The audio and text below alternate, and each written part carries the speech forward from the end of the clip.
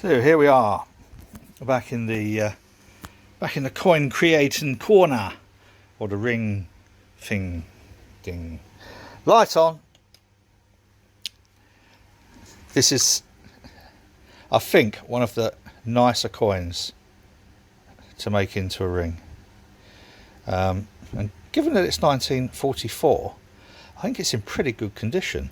There's some slight issues around here on the reed, but that's not a problem because that gets machined anyway. As I fold it, that will disappear.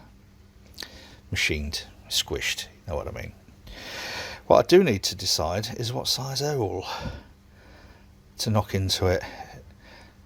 We need to keep this circular bit here and also try and keep the 1 rupee, and I can't remember for the life of me what size punch I used last time.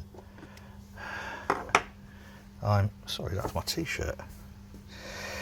I'm reasonably sure, sorry, not in focus, 7/16.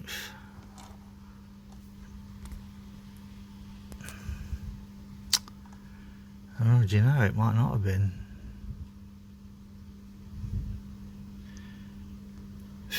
Might have been 1/2 inch. Oh dear. I'm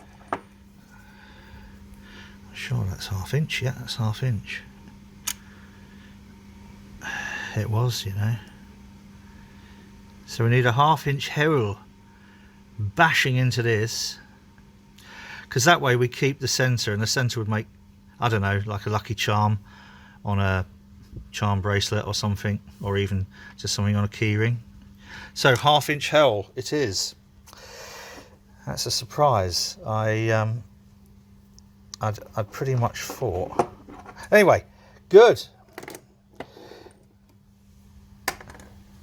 Now, if you haven't seen this before, this is the bit that everybody always tends to get a little bit worried about when I do this.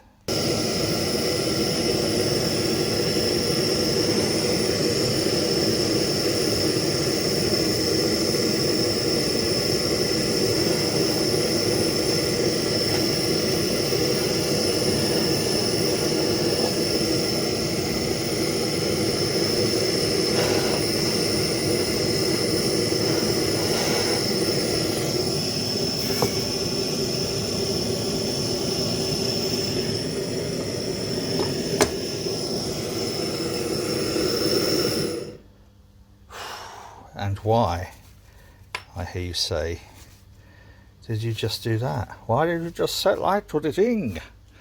The reason is that, and I know it looks pretty damaged now, not at all shiny. The reason is that silver and copper need to be annealed, and heating it up makes them softer. And when you make it softer, it makes it easier to do things like bash a hole in them. So this is a self-centering punch. If I can get, oops, I can never tell with this one which way around it's supposed to go. Doesn't really matter, but it goes in that way. Now when I say self-centering,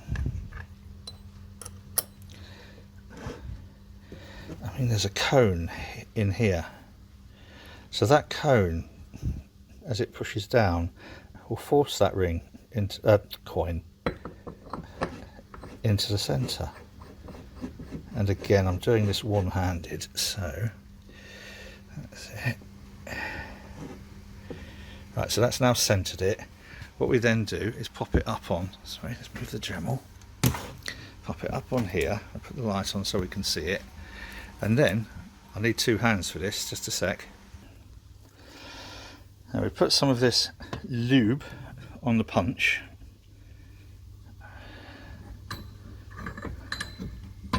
And we pop it in here. And then we start to bring, it's just a 6-ton press.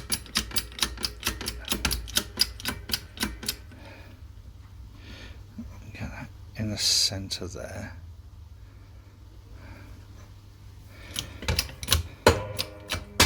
And that's now punched a hole straight through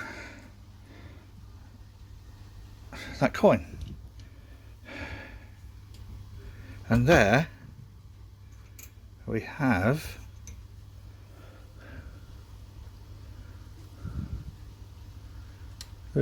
focus.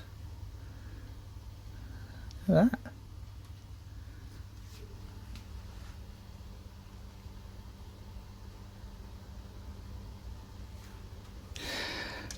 Let's get the coin out, which involves taking this out, turning it upside down, putting it in there and hitting it with a hammer. Can't show you that, need two hands.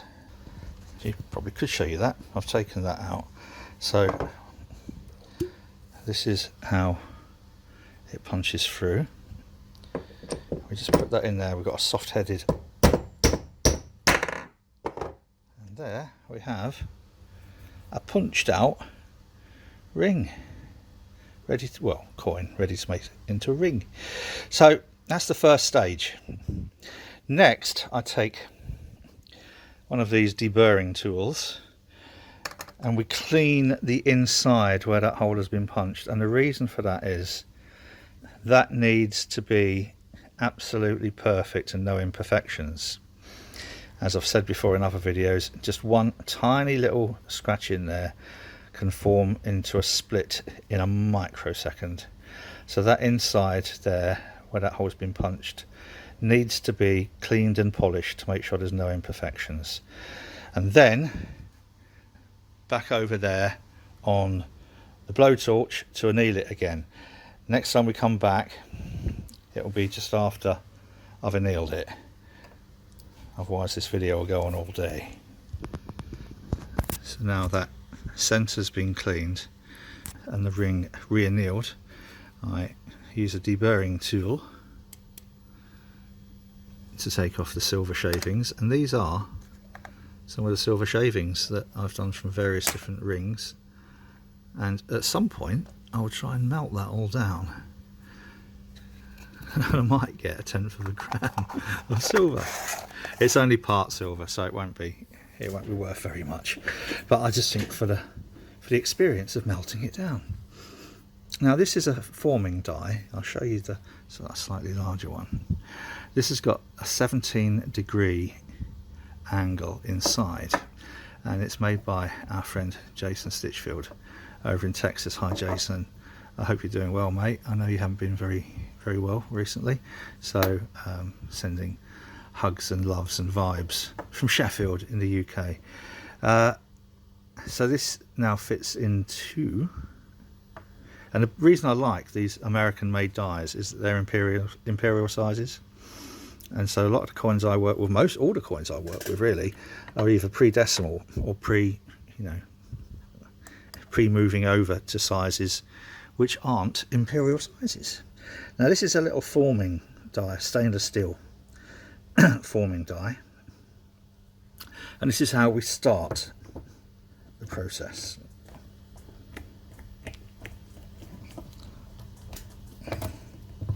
That is it. Believe it or not, that's the start of a ring. So that can go back. The way I used to do it was kind of like with ball bearings and stuff, and a hammer. ball bearing and hammer. So that now has started shape of the ring, and the more I start to shape it, you will see how the imperfection that I mentioned on the outside reed will disappear. And now you'll also see where that beautiful design around the outside really comes into its own. Next, guess what? Back on there. Every time I machine it in such a way as to move the molecules within the metal, they fuse and they work harden. So I'll need to anneal it at every single stage in order to ensure it's malleable enough to shape. It takes a while, but it's worth it. And at every stage, keep an eye on that inside edge to make sure there's absolutely there's no chance of even the slightest scratch or crack turning into a split, because that can happen just so quickly and you lose the entire coin, which would be such a shame, especially as they're quite expensive. But there you go. And you'll also see, if I get the pencil on here, oops, you'll also see this is that circle that was a part of the ring design, now forms the non-reeded edge. So where we cut out, let's put that there. Oop, come on, focus please. So where we cut that out on there, this is all a part of the design has been carried over to here. So when this was made, this ring would have been designed with a 1/2 inch design in the middle, if that makes sense. Right, anneal it, and then we'll come back to the next stage, which really involves taking these I think they're like, kind of like glass fibre composite cones, and then keep pushing it in until it's more ringy like.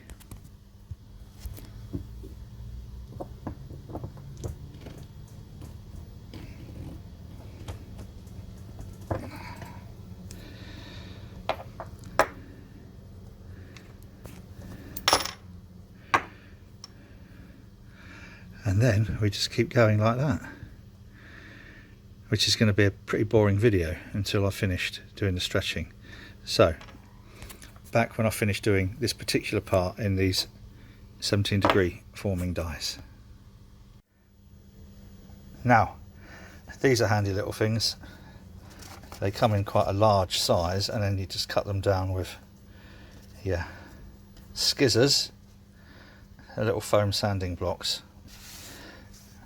This is 220 grit, and this cleans the non-reed edge. Again, can never overemphasize that the slightest imperfection will ruin the ring, especially in this next stage. Now I've formed it pretty much halfway into a ring. What we do next is we put it on this machine, and I'm not actually do it because I need to cushion it with some kitchen paper, but as you'll see, this comes up, this pushes up and forces these splines out, which then opens that more. But the way I will do it is, I'm not going to be able to do this one-handed, am I? Oh, perhaps I am. I'll put it down so that this cushions the coin, or almost ring, between there and these stainless steel splines. And the reason for that is I want to retain as much of the detail on the inside as possible. So I don't want metal against metal, because it will squish the detail in the softer metal, which is this. So paper towel. That's a little tip from Jason. Cheers, Jace. Right, I've got to do this with both hands now to get it into a bit of a ring shape. Now I'm just waiting to clarify with the customer what actual size they would like, because on the non-reeded side we now have that to a size U. Oh.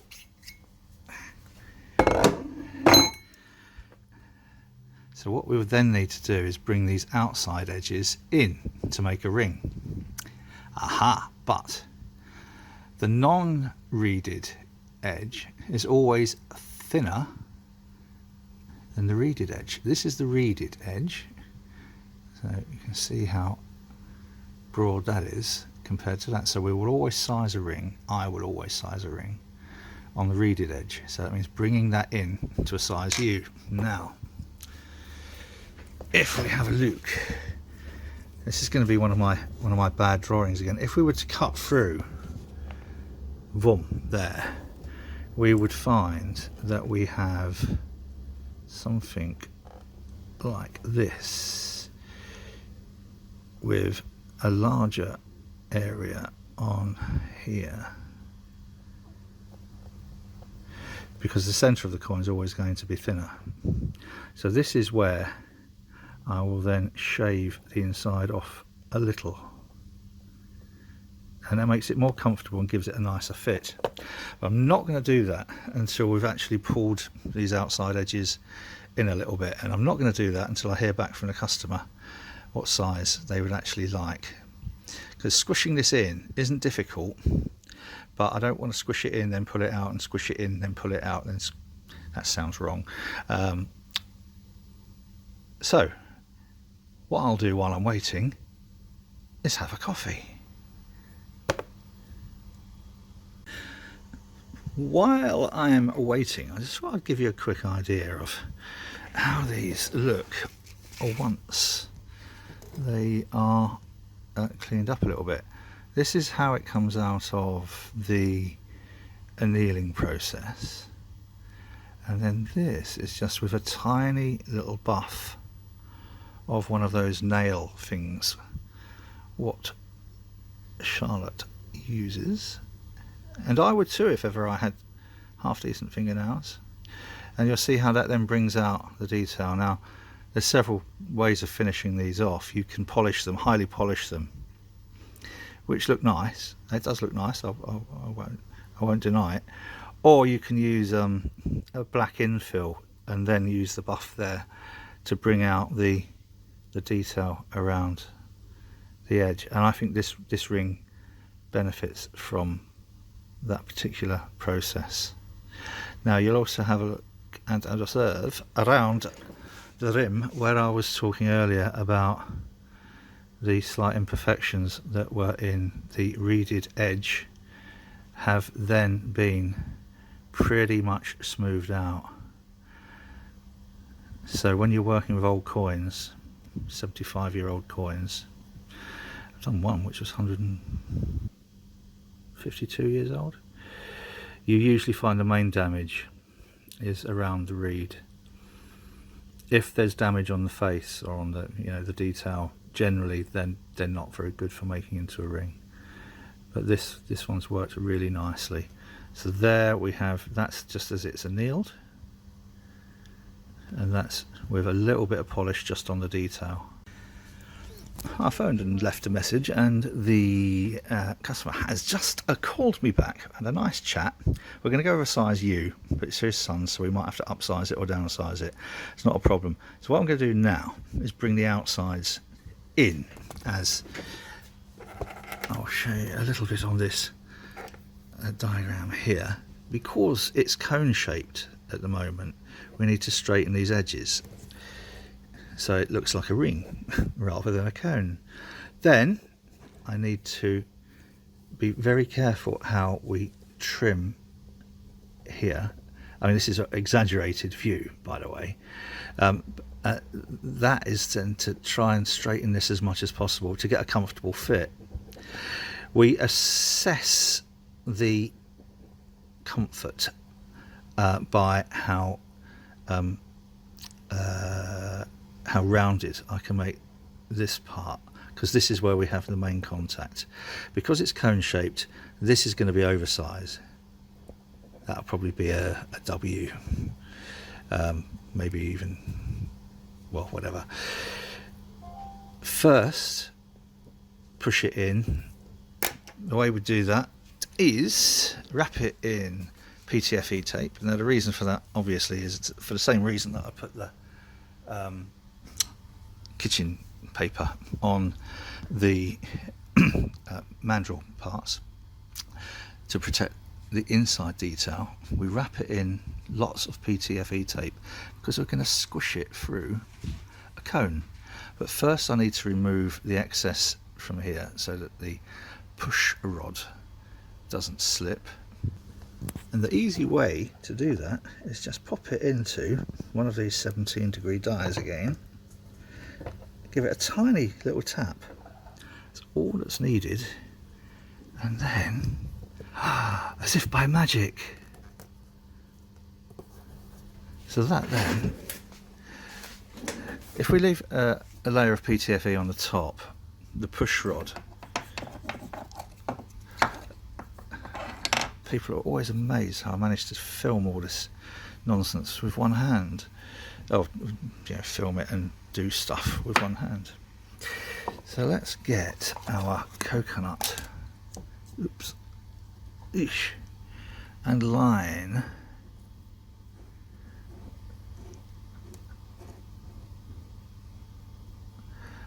and then pop in our ring and level it up.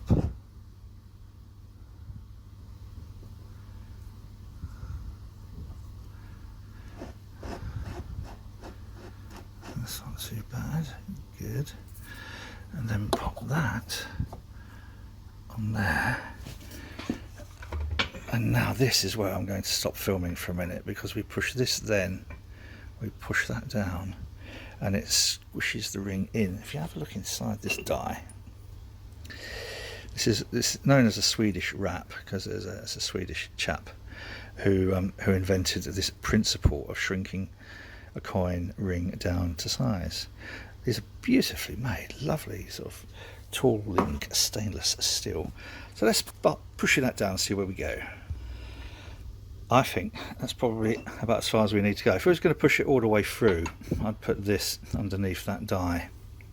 So now let's just release that. And take these away. Bring this over here. Move the clipboard. Remove this. I shall unwrap it and then we'll see what size we have. 1 second. Moment of truth. Now we want the reed side to be about a U once I've trimmed off the inside. Look at that. I think I've been doing this too long. I'm actually getting to know what I'm talking about. How about that? And also pushing it down through that Swedish wrap does make it more ring-like than cone-like.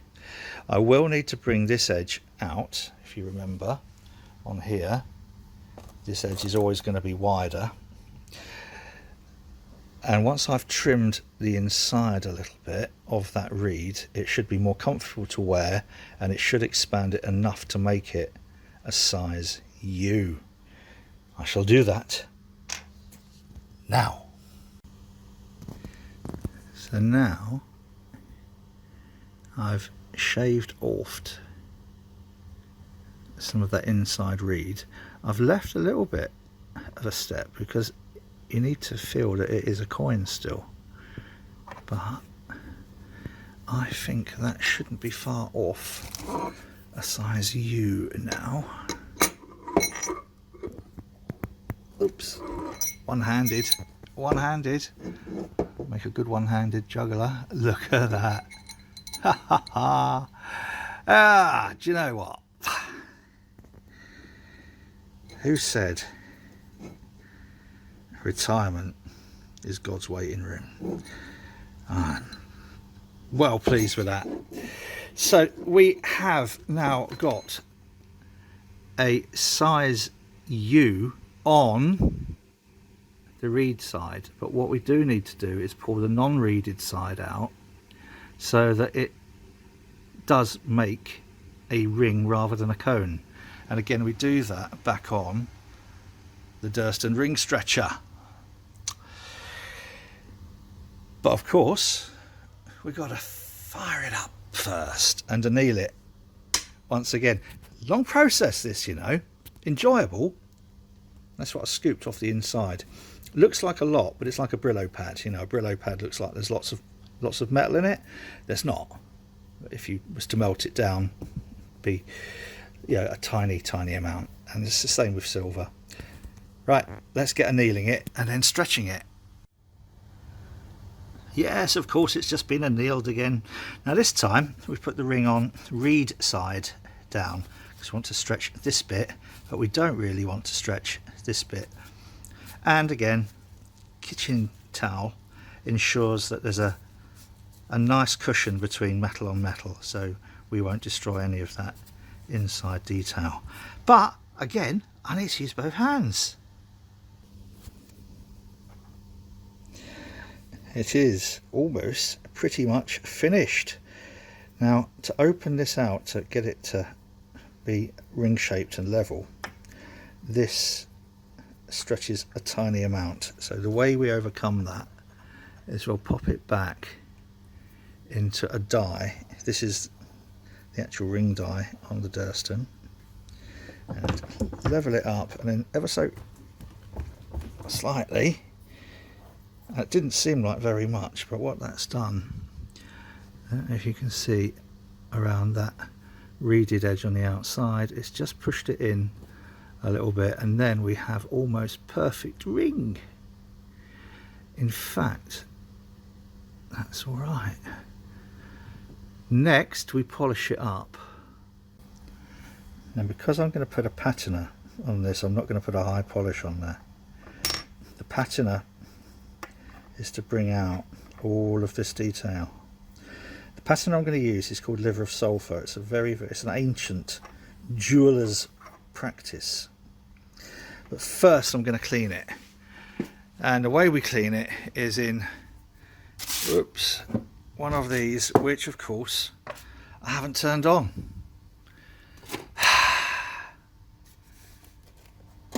It's Saturday. I'm allowed to be a little bit mad professor.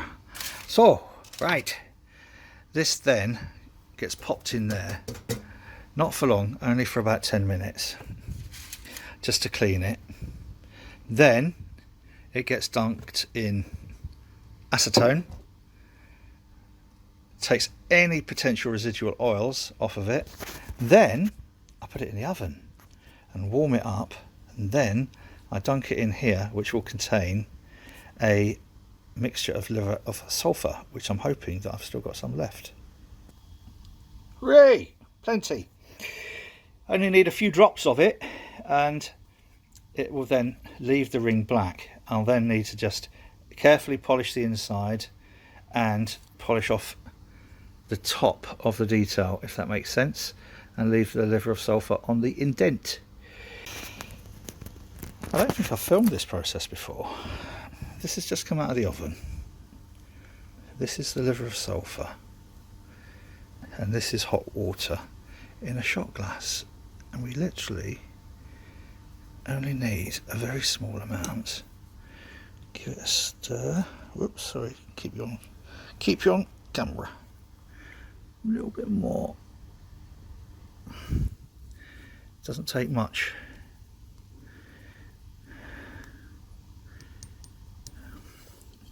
So this is literally hot water and liver of sulphur. We then get a pair of pliers, not pliers. Oh dear, tweezers. Look at that now. It's not focusing. Look at that now, and then watch what happens in there. It literally just takes less than a minute. Oh, come on.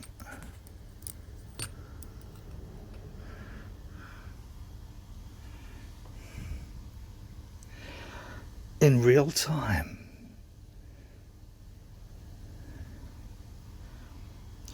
Now, liver of sulphur is acidic,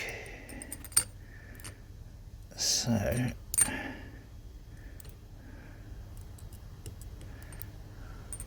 we come out of there and straight into bicarbonate of soda. That then neutralizes the acid. That's then done. So I need to pop the cap back on there without burning myself on what's just come out of the oven.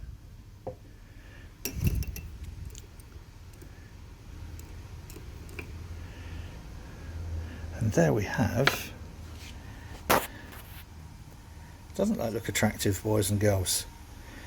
Now what we do is we use, coming back again to these, I'll get a clean one, new one out of here. That's how much PTFE tape, by the way, I managed to get through, quite a lot. So I'm going to open a new one of these, use both hands and polish that and show you what I mean.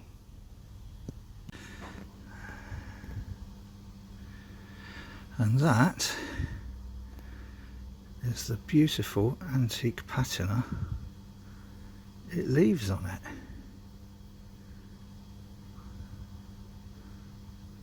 I wonder if I can zoom in while still retaining some focus. So again, on the inside I've left some patina on the inside. These are, considering this is 75, well 6 now, 76 years old, beautiful, beautiful detail. Right, next it goes back into the acetone just to clean all the oil from my fingers off, and then it goes into a ceramic lacquer and then hardened oft. So after it's been in the ceramic lacquer, I'll plonk it onto some crumpled up tin foil, and that just means that there isn't a flat edge on the bottom sat. So there's only a few places it will sit on there, so the lacquer can drip down, then you can clean it off with foam.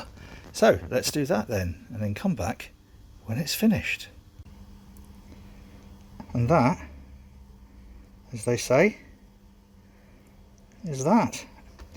Now obviously all lacquers will wear off, and as I always try and tell people, you can replace the lacquer with just a nail varnish gel, but I'm quite pleased with the way that has turned out.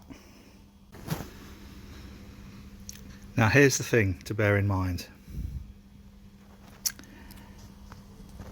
This isn't really anything other than a little bit of machinery. There's no real skill involved as such, and it's something that I've picked up over, I don't know, the last few years, not a lifetime. And the point of this is anyone can do stuff like this. It might not necessarily be this, it might be some other activity, but the important thing, when everything else around you seems really unstable and unsteady and a bit intimidating, and let's face it, this year, whew, bloody scary. Sometimes our mind plays tricks on us and it tells us things are happening that might not necessarily be happening. A valuable strategy is to give yourself an escape from that. Focusing on something like this, it might not be this, it might be woodworking, it might be some kind of welding art out of old spoons. Anyone can teach themselves to weld. It might be completely redoing your garden or building a I don't know, building something. Don't be a victim to either anxiety or stress or depression. Find an escape. Literally anyone can do this. I used to do this by drilling a hole in a coin and then putting it on a mandrel like that and hitting it with a hammer to bend it around, and that's how I'd make the rings. You don't need all of this machinery. This just makes it easier for me, and it does give a really nice product at the end, but you don't need it. Anyone can do it. At the moment, 2020, whoa, like seriously guys, we all need an escape from what's happened this year. So whatever it is, throw yourself into it and allow it to take your mind off of all the crap. That's it for now. If you like this video, please give it a thumbs up. This will be going on a couple of my YouTube channels, Made by Martyn and my own personal one. To follow, just Just click the subscribe button, click the little bell. It'll inform you whenever I post something similar. I think the MadeByMartyn YouTube channel, we only put that up a little while ago. It's probably only got half a dozen subscribers, if that. So it'd be great if you want to join that channel. Right. Until next time, stay safe.